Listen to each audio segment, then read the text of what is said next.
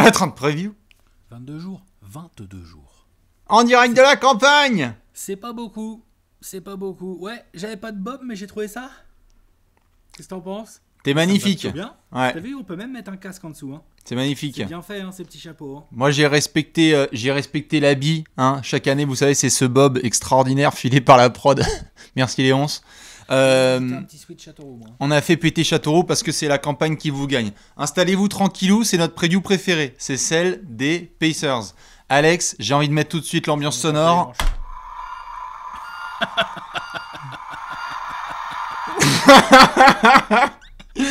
Bienvenue dans la preview des Pacers. On va pouvoir s'éclater avec cette preview. Oui. L'important, ce sont les stéréotypes. Ils respectent pas Mais non, vous le savez bien, c'est que de l'amour. En direct des champs de blé, on va pouvoir faire cette preview des Pacers. Ce sont les 30 previews en 22 jours. La série préférée de votre joueur préféré sur votre chaîne préférée. Tout continue, surtout ce marathon de fou furieux jusqu'au 22 décembre. On va être avec vous, jour de reprise des droits de la NBA. Ça approche, ça approche, ça approche, ça approche. Ah bah là, ouais. Là, on commence à se dire, attends. Ah ouais, mardi prochain. Ah ouais.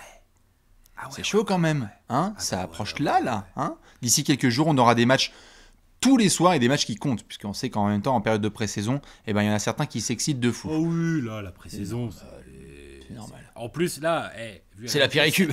Les trades ont été faits. Et là, le training camp, le truc, c'est un échauffement, quoi. C'est ça.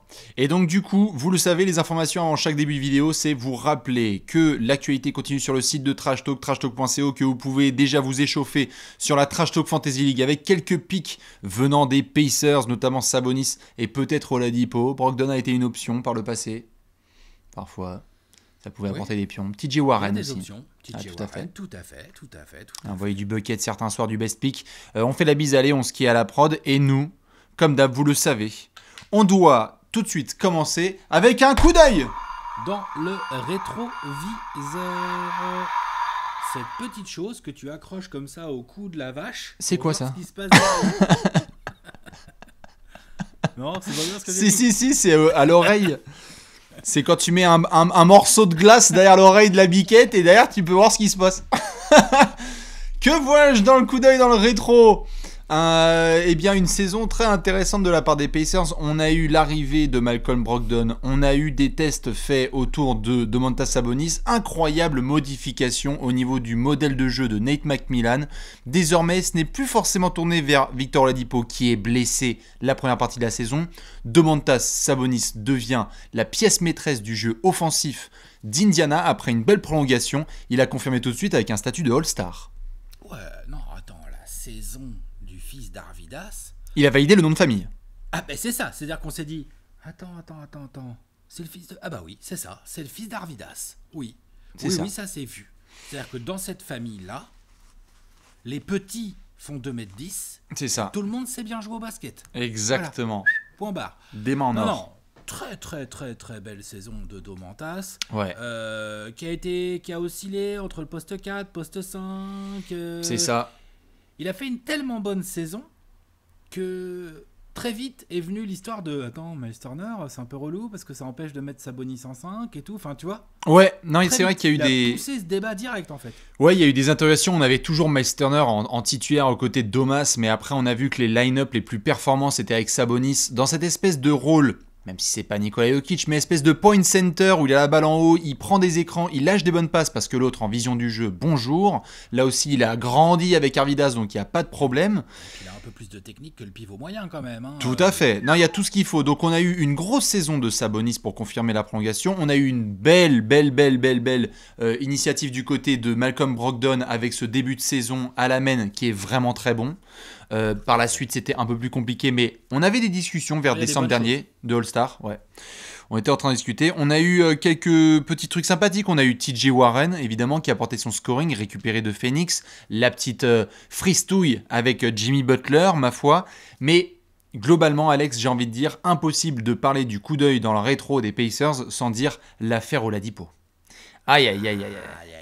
Ça fait très mal parce que le retour, il est pas non plus retardé, mais ça se passe, allez, en 2020. T'as Victor qui revient et le rythme n'est pas là.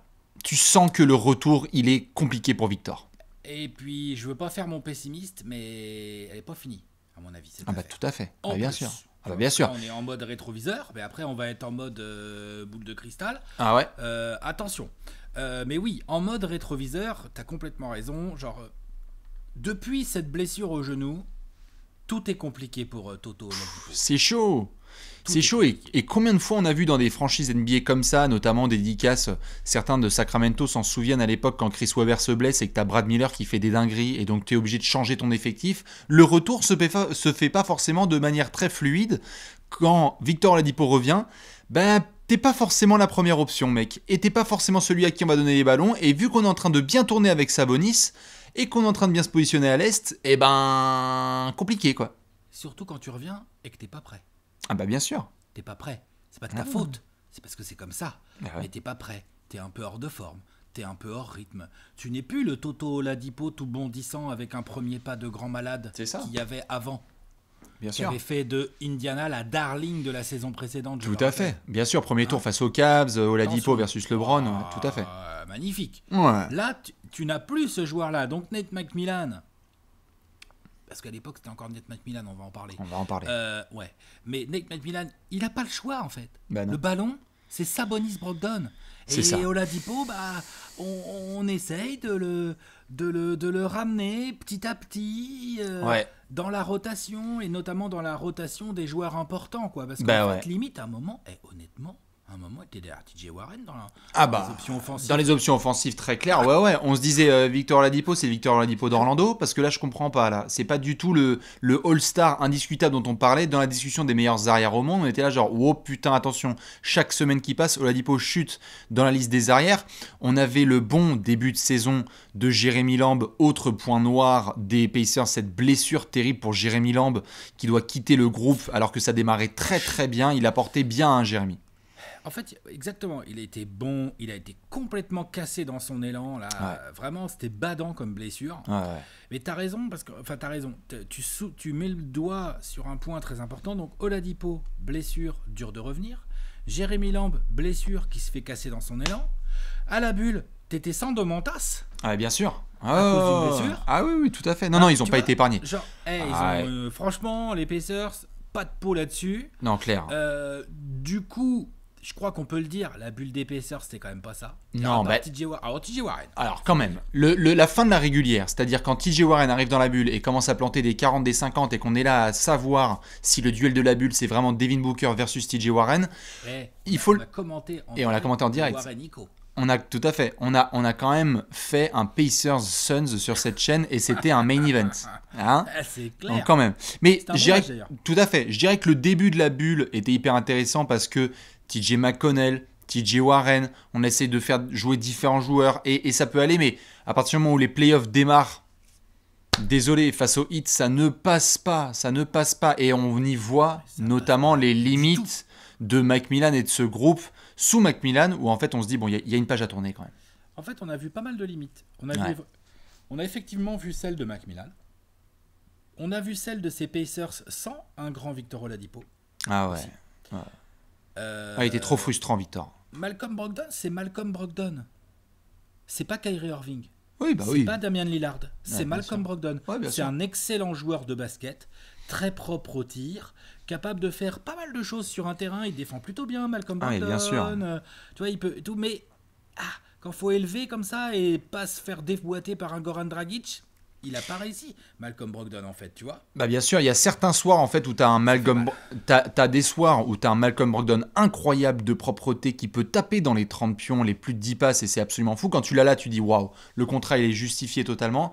Et le reste des soirs, le plus souvent, c'est safe à la Stockton, c'est carré, on va pas aller chercher des trucs de dingue, mais c'est régulier. À la Stockton, sans les 15 passes par contre. Non mais tout à fait, mais tu vois ce que je veux dire, c'est que non mais je veux dire parce que c'est que les montées de performance sont pas non plus ultra élevées. On est sur, quand c'est une mauvaise soirée, c'est une soirée moyennement bonne de Brogdon, et si c'est une très bonne soirée, ça va pas non plus exploser quoi. Oui, et puis jusqu'à preuve du contraire, son duo avec Toto Oladipo, il faudrait avoir un Toto Oladipo performant pour pouvoir vraiment juger. C'est ça. C'était trop dur. C'était dur. Hein. C'était vraiment dur pour les fans des Pacers qui ont vraiment passé des mois compliqués. Les bons débuts de Goga Bitadze qui ont été excellents. Moi, j'ai bien aimé. Le Gérard d'or de Bibi à Aaron Holiday qui a quand même fait quelques belles perfs, mine de rien. Ça a été une des belles satisfactions des Pacers quand même, Aaron Holiday sur la saison dernière. Ah oui, les deux, même Justin. Hein. Bien sûr. C'était pas mal, hein, les deux Holiday, les deux frangins de Jrou, là, c'était plutôt pas mal, hein, franchement. Non, mais dans l'ensemble, le groupe Pacers il a performé. A été performant. Bah oui, puisque tu te retrouves dans une phrase qui était imprononçable, je pense Alex, il y a un an quand on a fait les previews. C'est une victoire, quand même. Les Pacers sont devant les Sixers. Et même devant le 8, hein, je crois que c'est eux les quatrièmes, non ? Oui, ça doit être 4-5, mais en tout cas, on est sur ce swap-là. Ouais, mais c'est... Non, c'est vraiment... On peut ne pas aimer McMillan, et je pense que certaines conclusions en sont arrivées là, et on va en parler dans la section suivante, mais on peut ne pas aimer Nate McMillan, il n'empêche que lorsqu'on était en régulière... Exactement, quand on était en régulière et qu'il y a eu des bâtons dans ses roues, Nate, il a fait le travail. Et sincèrement, la saison dernière, autant on peut faire des critiques à Nate McMillan, mais j'ai pas du tout envie de lui mettre tout le discrédit de ça. Moi, je pense que Toto Oladipo et Miles Turner... Ah, il y a des choses à dire, clairement. À un moment donné, je pense qu'il y a pas mal d'autres coachs qui auraient peut-être été en galère, comme Nate McMillan l'a été. Bien sûr. Avec ce Toto Oladipo-là et ce Miles Turner-là. C'est sûr et certain. Mais il n'empêche que chez les Pacers, on s'est dit, tiens, le côté Darling d'il y a 1 an et demi, c'était pas mal. On a des modifications en interne à faire qui sont là, présentes. Il faut vraiment qu'on s'active, même si l'intersaison va être assez courte. Et ils ont décidé de prendre des grosses décisions. Alex, on va regarder ça ? Allez, le marché de l'oseille. C'est l'heure du marché de l'automne. Eurotableau ? Le gros tableau, fais donc voir ça un peu. Alors, attends, je me gare. Ils arrivent. C'est le son du camion poubelle qui est sur ma table. C'est ma nouvelle limo. J'ai mis un shifter pro dessus, t'inquiète même pas. En 5-5, j'arrive sur le boulevard. Alors, ils s'en vont. Nate McMillan, quand même, le gros départ. Nate McMillan. C'est clair, en prolongation. Sinon, franchement, oui. TJ Leaf, c'est dans le trade avec Jalen Lecouille, évidemment. Cassius Stanley que tu as récupéré à la draft. Justin Holiday que tu prolonges avec Jakar Sampson, vraiment en scred. Et l'arrivée de monsieur Nate. Un autre Nate. Bjorkgren. Tout à fait. Et voilà. Lui, c'est vraiment le nouveau, un petit peu du bataillon. On aime bien les coachs nouveaux qui débarquent en NBA plutôt que les vieux croutons. Moi, personnellement, je trouve ça toujours plus intéressant de voir des nouvelles têtes débarquer au coaching parce que je trouve que très souvent, il y a des expériences ratées, hein, mais très souvent, les franchises quand même ont quand même du nez assez intéressant et nous ramènent de la belle fraîcheur avec des nouveaux noms. C'est ça. Ces dernières années, il n'y a pas que des carrés ici. C'est vrai que tout de suite, si tu commences à... Je sais pas moi, Fred Hoiberg aux Bulls, bon, je pense qu'effectivement... Fisdale. Encore qu'on pourrait dire que Fred Hoiberg, il a jamais eu l'effectif qu'il voulait Fisdale. pour jouer le basket qu'il voulait. Fisdale, c'est chaud. Fisdale. Billy Donovan, c'est encore en cours. Ça va. Mais oui, ça va, tout à fait. Mais Brad Stevens... Ah oui, bien sûr. Bien aimé. Nick Nurse, hein. Nick Nurse, pardon. Bon bien cours. Sûr, tout à fait. Ou alors les mecs qu'on sort des staffs aussi, tu vois, les Taylor Jenkins, les Kenny Atkinson, qui devient titulaire petit à petit, Kenny Atkinson, tout à fait. Bien sûr. Enfin voilà, je trouve que c'est bien. Donc Nate Bjorkgren, je vais pas mentir, je le connais pas. Moi je connais un peu. Vas-y, raconte alors. Il est passé par Phoenix, l'ami, on pourra notamment en parler par la suite, mais il est passé par Phoenix, il a fait un peu de boulot, il était surtout chez les Raptors. C'est une des pertes des Raptors qu'on n'a pas mis dans leur gros tableau des départs. Dans les départs des Raptors, ouais. Mais c'est un produit formé notamment avec notre ami Nick Nurse, donc il était ancien assistant chez les Raptors, il était ancien assistant chez les Suns, c'était pas non plus les Suns de la folie puisque c'est entre 2015 et 2017, donc c'est pas non plus le profil le plus incroyable. Mais par contre, on est vraiment sur un nouveau profil. On est plus, je dirais, sur ce qu'on a pu voir avec notamment Dave Yorger par le passé à Memphis, en lui souhaitant la même réussite, c'est j'ai fait mes bases et mes gammes en G-League. Il est passé notamment par Iowa Energy, par les Dakota Wizards, les Santa Cruz Warriors et les Bakersfield Jam. Donc il s'est fait, c'est vraiment son petit nom à ce niveau-là, pour monter ensuite chez les Suns et les Raptors et pour aujourd'hui être testé chez les Pacers. Non, mais quand je disais que je le connais pas, c'est dans le sens où j'ai absolument aucune idée du style de basket qu'il aime et qu'il veut pratiquer. C'est les nouveaux, ça. J'allais pas te voilà, dire que je me suis... Tu sais que quand je me suis fait la saison complète des Bakersfield Jam, c'était incroyable. Hein. Je peux te dire que c'était fou. Non, bien sûr. Non, mais voilà, c'est ça que je voulais dire. Sinon, oui, je suis au courant. Il est passé par Phoenix, les Raptors, tout ça. Bon, oui, il a déjà un petit peu d'expérience. Il a appris aux côtés de Nick Nurse. C'est quand même pas mal, en fait, quand tu vois ce qu'est Nick Nurse aujourd'hui. Bien sûr. Je pense que d'avoir traîné dans le staff de Nick Nurse, ça peut servir. Et puis les Raptors en parlent de leur manière highly valuable. Hein. C'est-à-dire qu'ils ont dit non, vous avez débauché un bon garçon. Bah, oui. De toute façon, notre ami, j'ai perdu son nom. Pritchard. Kevin Pritchard. C'est Kevin ? Oui. Kevin Pritchard, depuis qu'il est à la tête des Pacers, c'est pas si mal. Hein. Oui, ça allait parce qu'il y a eu des choix qui étaient assez importants et bons. Mais j'ai l'impression que souvent avec les fans des Pacers, ils vont me dire, hein, mais qu'il y avait un sentiment d'inaccompli. C'est-à-dire qu'avec Pritchard, tu sentais qu'il fallait passer un cap et que parce que c'était par exemple la blessure d'Oladipo, t'as pas pu profiter de Oladipo, Sabonis, Brogdon sous Macmillan. C'est juste ça. Oui, d'accord, ok. Là, on pourrait peut-être, puisqu'on est dans le marché de l'automne, on pourrait avoir une éventuelle frustration côté Pacers, que je comprendrais tout à fait, et moi j'y croyais que ça allait se faire, c'est Gordon Hayward. Oui. Moi je pensais que Gordon Hayward, ça allait se faire. Qu'ils allaient filer, je sais pas, ce qu'il y avait dans le package exact, je crois que c'était Turner, McDermott, et puis je sais pas quoi. Tout à fait. Toute petite parenthèse, Kevin Pritchard, président des opérations basket, Chad Buchanan, le general manager des Pacers. Oui, bah voilà, le front office là, des Pacers a essayé de récupérer Gordon Hayward. Je pense qu'il y avait des négociations qui étaient assez avancées avec Danny Ainge. Je pense que Danny Ainge, lui, il préférait faire un sign and trade plutôt que de le perdre contre 0. Je pense qu'un profil comme Miles Turner, ça intéressait les Celtics. Oui. On va reparler de Miles Turner, mais je pense quand même que son profil intéressait les Celtics. Bien sûr. Ça s'est pas fait. Et je trouve que c'est un peu c'est une vraie tristesse pour cette équipe des Pacers qui, du coup, a quand même un marché de l'automne bien tristounet, quoi. C'était pas la folie furieuse. Et d'ailleurs, on s'en était marré et on avait pu rigoler avec certains copains de la Pacers Nation de France et de l'Hexagone. C'est que chaque jour qui passait, un suppo et au lit. T'avais pas du tout hormis le dossier Hayward, c'était extrêmement calme. T'avais pas une marge extraordinaire, donc tu étais en effet obligé de devoir pianoter. Tu gardes Sampson et Holiday pour faire le boulot, mais c'est vrai que par rapport aux autres franchises dont on a pu parler, et ça va peut-être se ressentir dans la section de la fin, ça s'est renforcé à côté, et à Indiana... Là, on vient de faire Raptors, Sixers et Heat. Wizards et Hawks.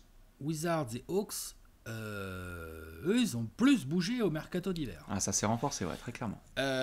Donc là, du coup, notre ami Ned Bjorkgren, c'est Björk comme la chanteuse et Grön derrière, c'est ça ? Bjorkgren. Notre ami Ned Bjorkgren, je vais y arriver, hein, ça va venir. De toute façon, comme je regarde les Pacers, comme je regarde quasiment tous les matchs des Pacers, je vais... Moi aussi. Il a, en gros, il doit faire mieux que Macmillan avec le même groupe que Macmillan.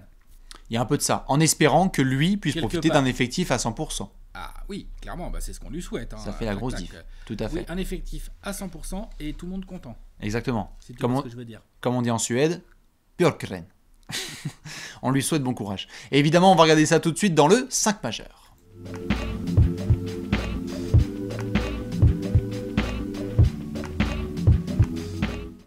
Le 5 majeur, le point il est tendu, il est méchant. Toc toc toc, vous avez de l'électricité, un meneur, un arrière, un ailier fort et un pivot. Nous sommes chez les Pacers, il y a 5 joueurs à mettre sur le terrain avec Nate Röyksopp. On va lui donner absolument tous les noms qui existent de marques suédoises évidemment. C'est le classique, vous savez qu'on va le faire toute la saison, ça va être incroyable. Comment ça s'appelle la marque de merde là, le pain Ikea. Oui, non. Non, bref, je retrouverai. Chris Prolls. Nate Chris Prolls. Magnifique. Eh bien, il y a un 5 majeur à devoir mettre en place, particulièrement croquant. Et justement, on se pose la question à chaque fois, avec chaque franchise. Y a-t-il des verrous chez les Pacers ? Il y en a 5, Alex ? Alors, moi, je serais tenté de dire qu'il y en a 5. Maintenant, nouveau coach, Ned Bjorkgren. Si ça se trouve, lui, il va débarquer et il va nous faire... Non, les gars, moi, j'ai une idée de truc et voilà comment on va jouer. Et bon. Donc, je vais te dire... mes 5 potentiels locks qui sont juste... En fait, c'est juste logique, tu vois, par rapport à la saison dernière. À la main, Malcolm Brogdon. Oui. D'accord ? À côté de lui, Victor Oladipo. On espère que ça va mieux, on espère que les kilos sont un peu partis et qu'un peu d'explosivité est revenu et que les problèmes au genou sont oubliés et qu'il est content d'être à Indiana et qu'il va pas critiquer ses coéquipiers et qu'il va pas demander à l'équipe adverse. Comment ça, moi j'ai demandé un transfert de le prendre dans son équipe, tout ça.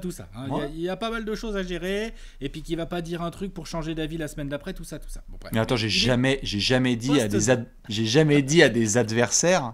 Est-ce que je peux vous rejoindre en plein match? J'ai jamais dit ça. Poste 2, Toto Oladipo. Poste 3, TJ Warren.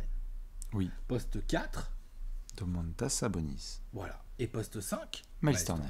Bon. Je suis la logique. Pour moi, on est d'accord, on repart sur ce 5 majeur. Parce que tu as besoin de voir ce que peuvent donner Turner et Oladipo sous les mimines de Nate. Je suis d'accord. Et tu as besoin de voir aussi sur la longueur, qu'est-ce que peut donner la raquette Sabonis-Turner aussi. Tout à fait. Et j'adore la compète qu'il y a. Et peut-être qu'on sera étonné cette saison, mais en l'état, je vois pas du tout Oladipo sortir du banc. Une place. Et tout à fait. Et je vois pas en l'état quelqu'un prendre vraiment la place. Genre Goga va débarquer tout de suite et prendre la place de Turner. Je n'y crois pas avec le contrat. Tu vas pas dire à Miles Turner, ok, tu es notre remplaçant, vas-y. C'est pas son rôle. Il est bien en titulaire et ça peut marcher avec Sabonis, donc il faut y croire. De toute façon, si Björkgren voulait faire un truc un poil plus moderne, parce que c'est un coach qui veut jouer vraiment plus vite. Ah bah tu mets Warren en 4 et Justin Holiday en 3.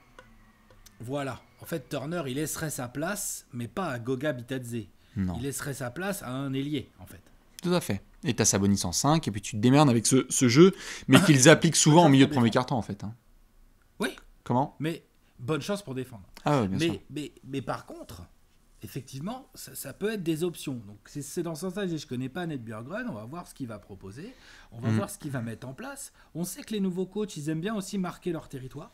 Les bons, en tout cas. Bien sûr. Ils aiment bien marquer leur territoire en arrivant en disant non, mais moi, je veux comme ça que ça joue. J'en ai rien à battre du contrat de Jean-Pierre. En fait, c'est Christophe qui joue, point barre. Miles Turner, tu vas sur le banc. Salut Justin Holiday ou salut Jérémy Lamb. Enfin, Jérémy Lamb, le pauvre, voilà. Mais t'es titulaire, quoi, en gros. Ah, bien sûr. Et puis tu vas te démerder avec Buchanan et Pritchard et tu vas demander ton transfert et tu me casses pas les couilles. Non, mais c'est sûr, il y a un scénario dans lequel ça se passe mal pour l'un d'eux et on est suspendu un petit peu aux décisions de. On est accroché aux décisions futures de Björkgren parce que c'est nouveau et on ne sait pas comment ça peut se gêner. En tout cas, je pense qu'on est assez d'accord sur les verrous, les 5. Ce qui nous laisse quand même une rotation fort sympathique puisque nous avons du Jérémy Lamb s'il peut se remettre sur ses pattes. Évidemment, on verra. Aaron Holiday quand même, ça c'est très très bien. Doug McDermott pour apporter du spacing. Justin Holiday, Goga Bitadze. Il y a des options en attendant le développement des petits comme évidemment... où est-ce qu'elle est, Alizé ? Alice Johnson, ouais. je dirais que c'est un 4. Non ? Pourquoi je le vois pas dans mon roster ? Très bien. Il a peut-être été transféré. Tu auras du Jacker Thompson, tu auras du Edmond Sonner, tu auras du Aaron Holiday, tu auras du TJ McConnell aussi qui va être à la bataille avec Aaron Holiday, qui a été solide la saison dernière. Vas-y, je t'écoute, je cherche pour Alizé Johnson. Ouais, c'est bizarre que je l'ai pas. Mais oui, tu auras toujours du Jalen Lecouille, Jacker Thompson, comme je dirais, Edmond Sonner, TJ McConnell, Justin Holiday, Doug McDermott. En fait, si tu peux suivre la rééducation de Jérémy Lamb et qui peut revenir à 100% assez rapidement, la diff, elle se fait là pour les Pacers. Parce que eux, leur équilibre entre starting 5 et le banc a été assez correct, même si les rotations de Macmillan n'étaient pas à la tasse de thé de tout le monde, mais ça a été correct, donc à voir ce que ça peut donner. Je sais pas si tu as des infos sur Alizé. Non, je ne le vois pas, là je me suis fait un petit spot rack rapide, tu vois, pour voir où on était au niveau contractuel. Côté Pacers... Non, je l'ai pas. Je ne vois pas, mais du coup, c'est quoi leur rotation quand même un peu intérieure, là ? Ils ont que Goga, quoi. Bah, sinon, c'est des ailiers, quoi. En pivot pur, t'as Goga, mais sinon, après, t'auras toujours des mecs qui seront capables d'apporter sur les ailes. Ça va. Donc, tu décales les TJ Warren ou les McDermott ou les gars comme ça, plus au poste 4, quoi, en gros, quoi. Bien sûr. Ou éventuellement, le gars, là, qu'ils ont pris au minimum, là, Kellan Martin, par exemple. Ce genre de gars, quoi. De toute façon, le camp d'entraînement là, chez les Pacers va aussi déterminer pas mal de choses avec Nate. Mais on a un effectif qui, comme souvent, est discrètement profond. C'est-à-dire qu'on a un 5 majeur avec des options. Et c'est ce qui fait que les Pacers souvent sont oubliés dans les classements. Qu'on dit genre oui, c'est bon, ça va sortir des playoffs. Mais attention, parce que ce genre de groupe, si ça fonctionne bien, ça peut aller très très vite, très loin. Attention. Je le trouve pas du tout, Alizé Johnson. Bon, écoute, je retrouverai bien dans une autre... Si les fans des Pacers, vous avez plus d'infos sur lui, parce que je l'aimais bien, avec ses petites tresses, c'était coolos. Mais voilà à peu près pour le 5 majeur. Alex, par contre, on va avoir une grosse question à se poser, je crois. Ouais, il y a de la big question, il y a de la pregunta de la muerte, comme on Exactement. dit à Indianapolis. Eh bien, c'est l'heure de la question de la mort.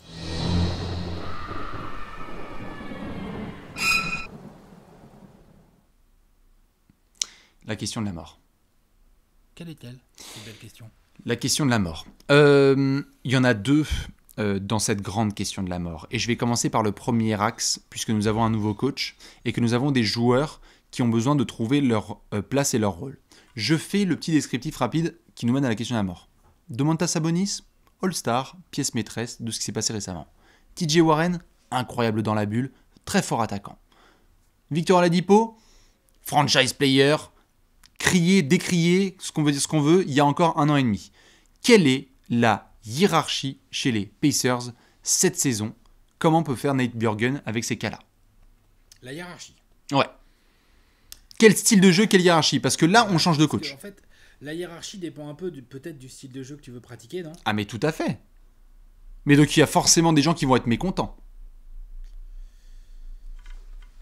On sait que c'est sûr, c'est pas simple. On sait que la victoire pense toutes les douleurs et les blessures et quoi que ce soit. Mais il n'empêche qu'il va falloir trouver un vrai ordre et qu'il y a, et c'est ça qui m'intrigue avec ces Pacers, c'est qu'il y a une sorte de virage avec des garçons qui sont dans des situations contractuelles particulières. C'est-à-dire que Oladipo, lui en soi, il y a eu des rumeurs de transfert et tu te dis, ok, comment est-ce qu'on va pouvoir démarrer la saison avec cette espèce de sujet un peu piquant qui est en fond?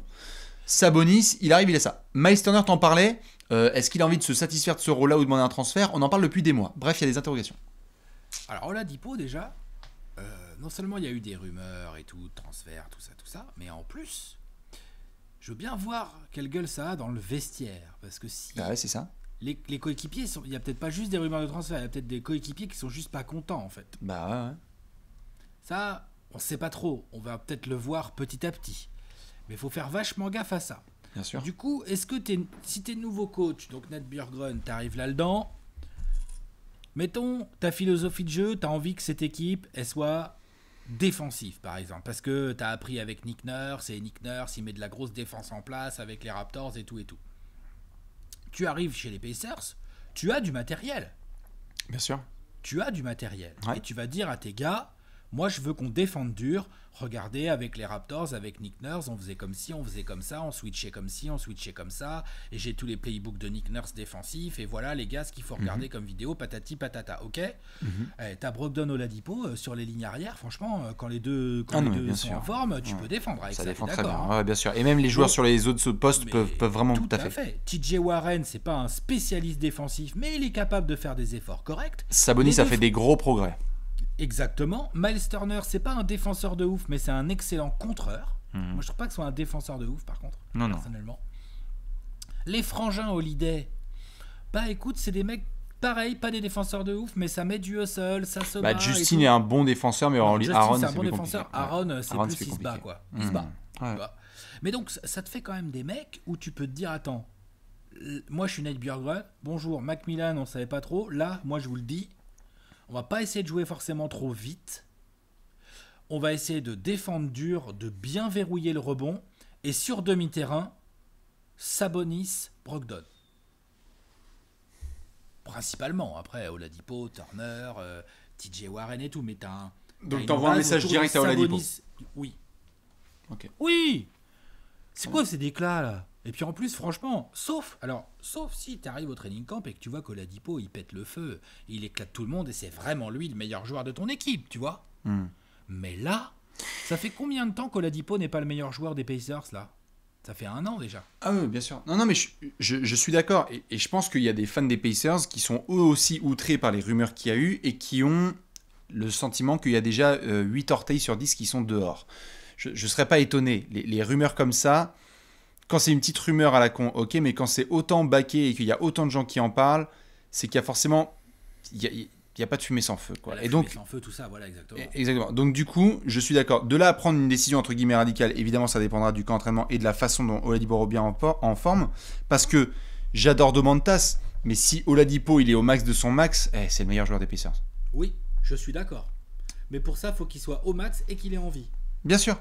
Ça fait 2 paramètres. Et il est en contractière en plus, le pépère. Tout à fait. Donc non, c'est sûr que j'ai le sentiment que il va y avoir beaucoup d'échanges, notamment téléphoniques, entre Björkgren et son management pour savoir comment est-ce qu'on gère la situation Oladipo. Parce que, à la différence de Sabonis qui fait une mauvaise semaine et qui loupe un game winner, on va dire ok, mais il a été prolongé et ça arrive. Et c'est un All-Star. Si Oladipo nous fait 3 mauvais matchs de suite, on sait quelles sont les headlines. Et ça peut vraiment travailler un groupe qui va devoir faire avec un nouveau coach, avec un potentiel bâton de TNT et des allumettes pas loin dans le même vestiaire. Je suis d'accord. Après, ça a été démenti, mais je sais pas, je veux bien ton avis là-dessus. Il y a eu des micro-rumeurs, mais qui ont tout de suite été démenties côté Pacers, comme quoi Danny Ainge demandait Oladipo pour Hayward. Ah, il y avait du Miles Turner, il y avait du Oladipo dans l'affaire. Voilà. Alors, est-ce que Kevin Pritchard, en fait, au milieu de tout ce qu'on est en train de dire là, le vrai patron, ça devrait être le Oladipo qu'on a connu il y a 18 mois. Bien sûr. Maintenant, il n'est plus tout à fait le même. Est-ce qu'il peut le redevenir? À voir. J'espère. Et surtout, là, il est en contractière. Donc là, il y a des enjeux. C'est-à-dire que les Pacers, dis donc, ils ont peut-être pas envie de le perdre contre rien non plus. Bah, c'est le mec quand même, j'adore Sabonis et c'est très bien, mais c'est quand même les deux mecs qui sont dans le trade de Paul George. T'as envie de les garder longtemps quand même. Exactement. Parce que si Paul George c'est devenu Sabonis plus 0, fuck. Ah non, mais donc, bien sûr. Soit, donc il y a 2 options. Pour moi, l'option ils le perdent contre rien, elle n'existe pas. Donc il y a 2 options. Soit il va y avoir à un moment donné des discussions et ils vont se mettre d'accord parce qu'ils sont contents quand même et Oladipo ça va mieux tout ça, puis il va y avoir des discussions autour d'une éventuelle prolongation. Ok. Soit ça se passe pas tout à fait comme ils veulent. Ned Björkgren, lui, il travaille autour, mais il fait exprès de pas faire d'Oladipo forcément sa pièce centrale. Et non, bien sûr.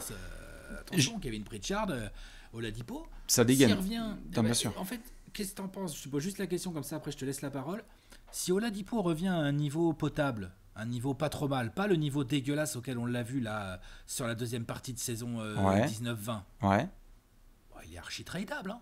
Mais il est archi tradable et il est archi tradable et il est archi prolongeable. Et c'est là aussi où parfois et c'est là aussi où parfois par rapport à ces rumeurs, je mets un petit peu le stop, c'est que en effet il n'y a pas de fumée sans feu. Donc oui, je pense qu'il y a un petit peu de mécontentement parce que ça s'est pas non plus bien passé. On a vu des joueurs type All-Star revenir de leurs blessures. Il y en a où ça se passe très très bien. Et il y en a où si ça se passe pas si bien que ça en termes de rééducation et de communication, ça peut vite rendre les relations vraiment bizarres, tu vois. Ouais, et donc, ce qu'il faut pas oublier, c'est que Oladipo, il a fait sa formation dans Indiana. Et je pense vraiment qu'il est attaché à ça et qu'il a encore en tête les sentiments qu'il a vécus lors de la grande saison des Pacers, il y a 1 an et demi, où il est en Game 7 contre LeBron et les Cavs, où il est All-Star, où ça devient une des darlings et un mec dans les discussions des meilleurs arrières au monde. Je pense qu'il a encore ça en tête et qu'il a envie de prouver qu'il est à ce niveau-là. Donc j'imagine totalement un scénario dans lequel Oladipo peut être conservé et même prolongé. Rappelons aussi que pour certaines franchises dont le script est particulier, ça va créer des rumeurs d'elles-mêmes, c'est-à-dire... Tu es bien placé, Alex, pour le savoir. Devin Booker aurait pu dire n'importe quoi à partir du moment où, chez les Suns, ça gagnait pas forcément et où il y avait 2 garçons copains de lui qui se réunissaient dans une équipe. Plein de gens ont commencé à discuter. Tu vois ce que je veux dire? Et pour un gars comme Oladipo, par exemple, d'avoir une blessure, il n'y a pas besoin d'avoir fait des études supérieures pour savoir qu'un mec blessé, une équipe qui est bloquée au premier tour des playoffs, parce qu'il y avait les tours précédents, c'était contre les Celtics et c'était de la merde, hein, disons-le. Il est blessé. Les playoffs, ça avance pas. Il y a la concurrence qui augmente. Et en plus, il y a un garçon qui débarque à un autre poste et qui devient la figure de la franchise. Moi, je suis payé 800 balles en tant que stagiaire au Indianapolis Star. Je te l'envoie ta rumeur. Hein. Il n'y a pas de problème. Et je dis pas que c'est du travail de sagouin qui est fait à droite à gauche. Je pense qu'en effet, il y a un mécontentement. De là à parler tout de suite d'un transfert... Les Pacers ont en Oladipo un joueur capable d'évoluer à un niveau All-Star. Ils ont réussi à développer Sabonis. Ils ont réussi à récupérer Brogdon. C'était une vraie affaire l'année dernière. Hein. quand on a vu la free agency. On a vu Brogdon signer pour quoi, 80 millions sur 4 ans. On a fait putain, les Pacers, bonjour. Et donc du coup, je prie pour eux que ça démarre bien et que ça se passe bien, parce que si c'est pas le cas, bah comme tu l'as dit, Pritchard en mars, il va faire la réalité du biz, c'est qu'en fait ça peut potentiellement trop bien marcher entre Brogdon et Domantas, donc on va les entourer comme il faut. Mais en fait, le truc, c'est que le problème, c'est que Pritchard, là, il y aura encore 2 ans de contrat sur Oladipo. Il aura un peu de temps pour voir venir et tout, mais là, il n'a pas le temps. Ah non, c'est clair. Là, il a 2 mois devant lui. Ouais. À partir du début de saison, il a 2 mois devant lui pour prendre une décision importante. Je le répète, les Pacers ne peuvent pas se permettre de le perdre contre 0. Ouais. Enfin, non, bien sûr. C'est vraiment moche, quoi. Donc, non, c'est un carreau-loup pour eux. Ouais, et c'est là aussi que Oladipo, peut-être qu'on en parlera dans d'autres sections, mais en tout cas va être un des joueurs les plus importants à surveiller sur le début de saison, parce que on l'a vu démotivé et hors de forme pendant la bulle et à certains moments de son retour. Si là on a le Victor qui arrive bien fit et bien motivé, qui met ses troupes dans sa poche et qui fait allez les gars, on peut aller chercher les ligues de l'Est. Ah là attention. Mais s'il y a la moindre démotivation, moi je donne pas cher de sa peau à Indiana. Il y a ça, et puis il faut que ça colle aussi, parce que le Victor comme ça et tout machin, c'était avant que Sabonis prenne autant de place. C'est ça. Donc comment tu organises le truc quand t'es Nate Bjorkgren? Tu es là tout à l'heure quand t'as fait ta question de la mort, t'as parlé du patron, de la hiérarchie, de l'identité de jeu. Moi je me suis lancé sur un côté plutôt identité à base défensive, en mode disciple de Nick Nurse. Mm-hmm. J'aime bien l'attaque des Raptors, mais c'est surtout leur défense qui est très impressionnante quand même, faut quand même le dire. T'es d'accord? Mm-hmm. Et Nick Nurse est vraiment très très fort pour ça.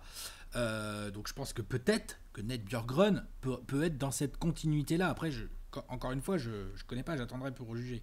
Ça se trouve, Nate Bjorkgren, c'est le nouveau Mike D'Antoni, tu vois. Voilà, attention. Non, mais voilà.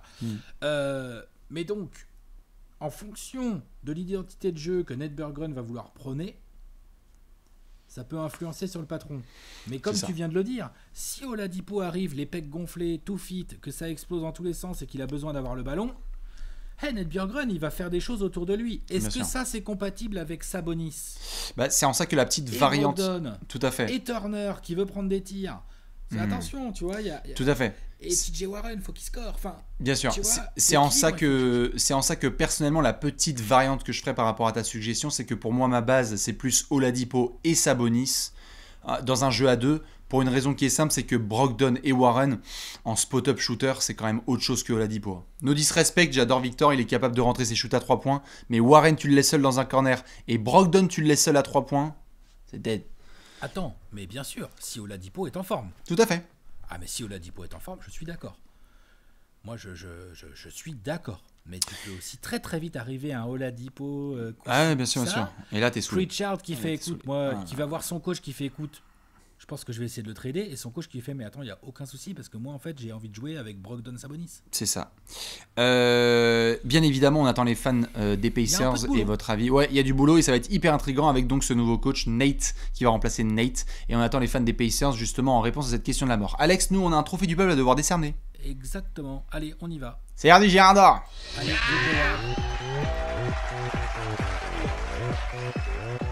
il est là.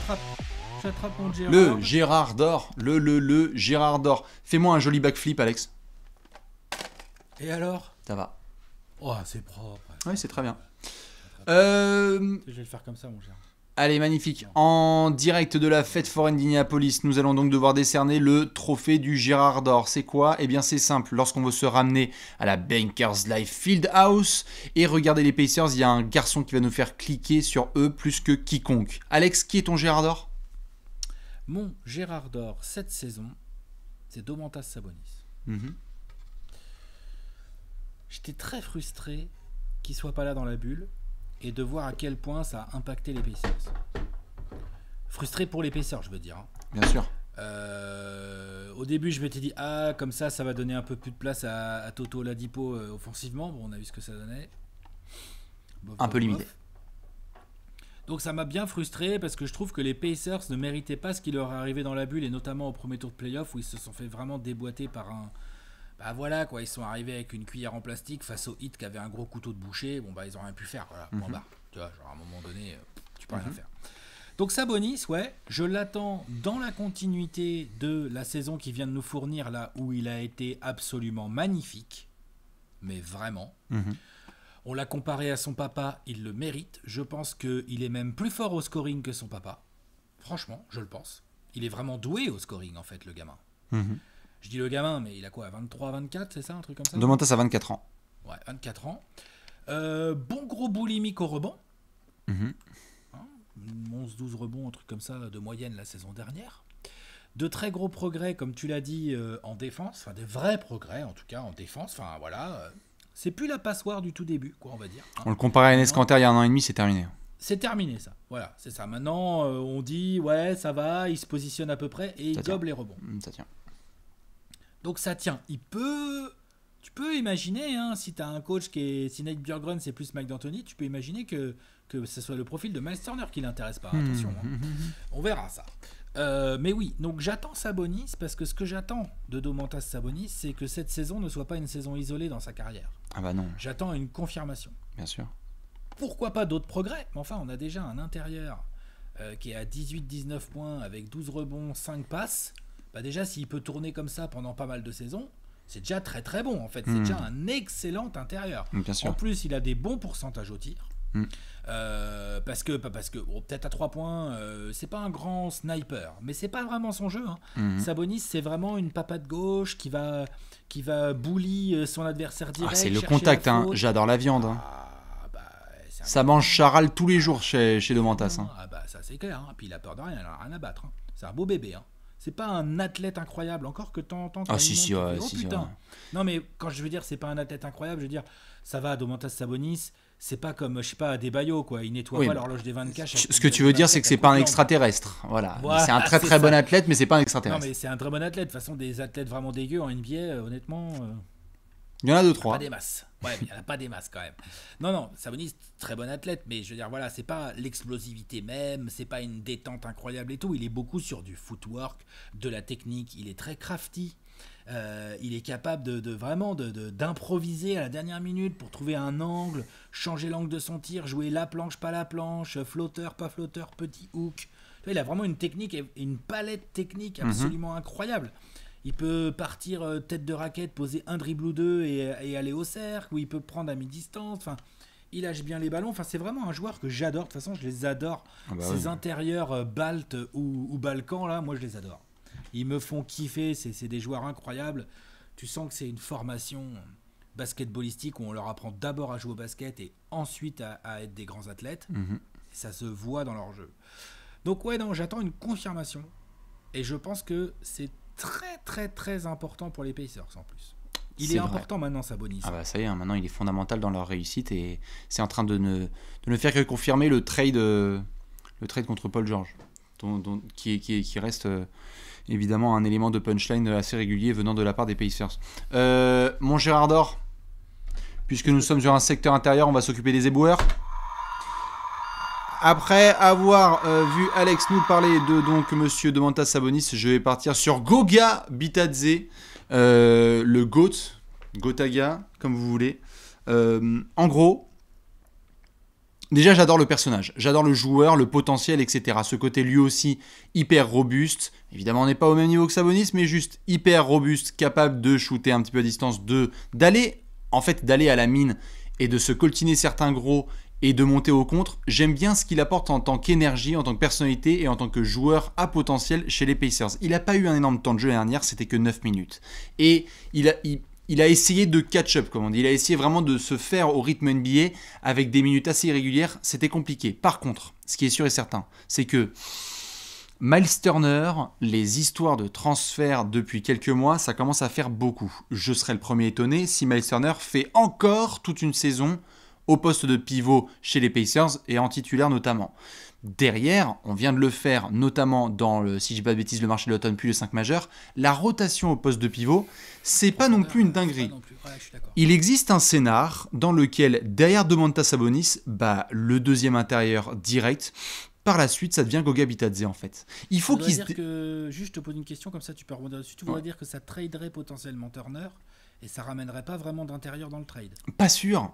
Et non, mais je te pose la question. Tout à fait, où il y aura des packages. Mais on vient de parler du fait que Oladipo et Turner grinçaient un peu les dents. Ils disaient, on est vraiment pas sur la même dynamique qu'il y a 2 ans quand on était des stars prolongées et qu'on était vraiment au cœur de la reconstruction. Là, c'est pas la même.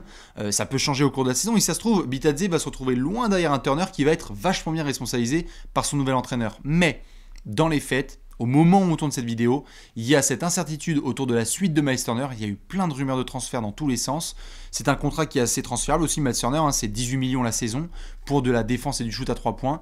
Bon, qu'est-ce que tu vas faire avec Bitadze ? Est-ce que c'est un joueur qui en fait va juste galérer en NBA et ne pas avoir d'avenir ? Ou alors, là cette année, tu essaies de le développer et tu essaies de voir ce que ça peut représenter dans le futur et dans l'impact en sortie de banc des Pacers. Et Dieu sait si leurs remplaçants ils vont en avoir besoin. Donc je vais le surveiller de très près. Autant il peut y avoir des embouteillages mini sur les ailes et au poste de meneur avec un petit peu de concurrence, autant au poste de pivot, va me chercher les minutes. Va aller les prendre. Là, la Goga, il y a tout ce qu'il faut et il a tout le talent pour. Donc je vais le surveiller de très très près. Moi en plus il a un côté Girard, il me fait grave kiffer quand il est sur le terrain. L'année dernière j'avais pris Aaron Holiday, j'espère avoir un nez aussi fin pour les Pacers cette saison. Voilà pour nos amis Pacers. C'est un Girard bien complet. C'est ça, avec donc Domantas pour Alex et Goga pour Bibi. Dites-nous qui vous avez en Girard d'or. Nous Alex, si je dis pas de bêtises, on va devoir se pencher sur une petite projection. Pronostico là. Exactement, c'est l'heure du pronostic.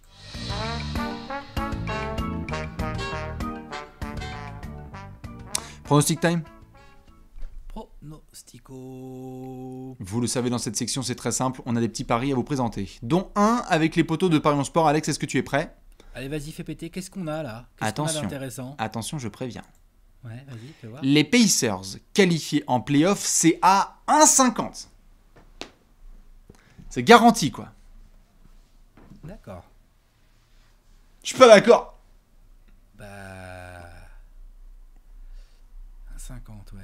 C'est une drôle de garantie, quand même. Et si ça se trouve, ils vont nous faire mentir. Hein. Fais voir un peu. Je reprends mon carnet, là. Bah, on avait les Hawks à quoi ? On en a fait d'autres des qualifiés en playoff. Hein. On en a fait d'autres. Les Hawks à 1,8. Ouais. Hawks à 1,8. Wizards 2,25. Pacers à 1,50. Cadet, hein. Bulls 2,50 on avait fait aussi. Et attends, on avait dû faire le Magic aussi. Magic 1,8. Donc c'est vraiment le... Bon. Toutes ces équipes là, tu vois. Oui, tout à fait. De l'Est là.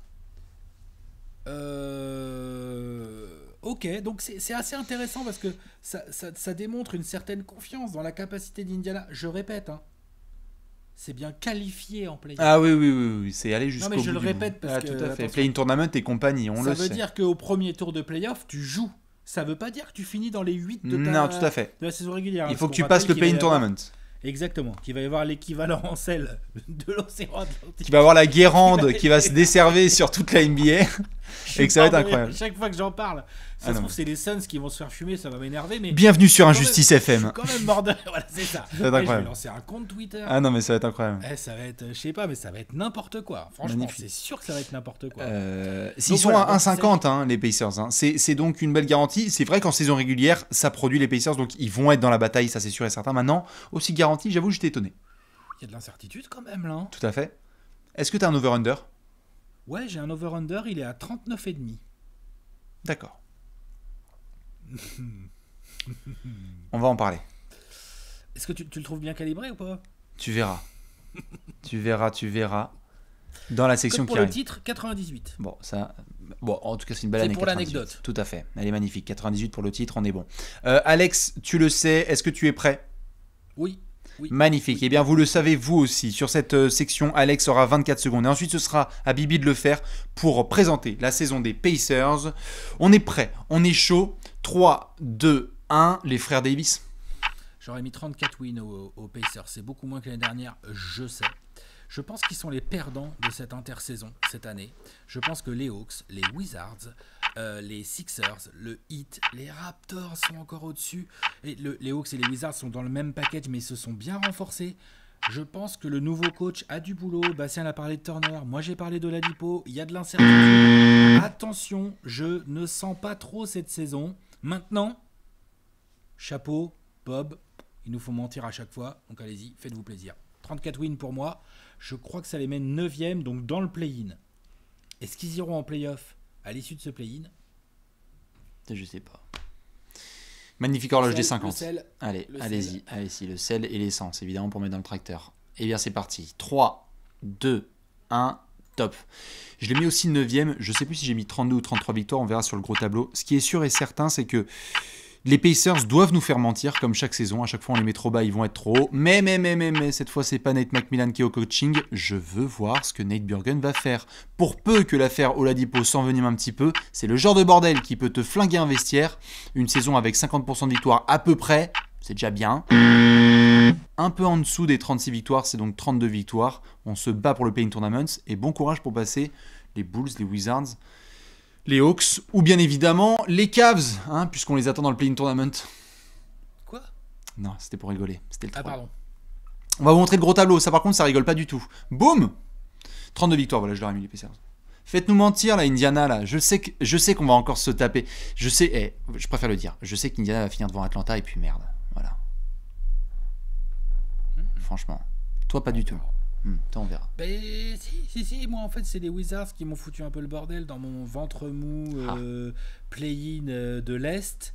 Je savais pas trop comment les positionner, du coup c'est les Pacers, mais j'aurais pu, en toute honnêteté, j'aurais pu mettre les Pacers 7ème et les Hawks 9ème. En fait ils ont qu'une win d'écart quand tu regardes bien mon tableau, donc faut relativiser tout ça, mais oui, en tout cas on a le même range, même j'ai quand même un range un petit peu supérieur au tien en termes de nombre de wins, mais tout à fait. Mais oui, la confiance n'est pas là sur ces Pacers là comme ça pour débuter la saison. Ça manque un peu de certitude, je pense. Tout à fait, et ça s'est renforcé autour. Je le remonte juste pour vous poser une question et on pètera ensuite l'indice. Il reste plus qu'un podium à l'Est. Essayez de le deviner, on est sur un podium à l'Est avec Alex en place 1, 2, 3. Et pareil pour Bibi, les places 4 à 15, c'est réglade. Du coup, Alex, tu le sais, comme d'habitude, je vais demander aux fans des Pacers de nous donner leur avis sur toutes ces séquences, la question de la mort, le 5 majeur et compagnie, ce que vous pensez de la situation de Oladipo, la suite de Sabonis et les débuts d'un nouvel entraîneur. Et je vous laisse avec l'indice. Alibaba.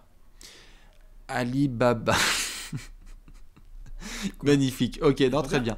Je vous laisse avec cet indice Alibaba et nous on se retrouve très vite pour une des 30 previews en 22 jours. Des bisous. Ciao. Ciao. Bisous.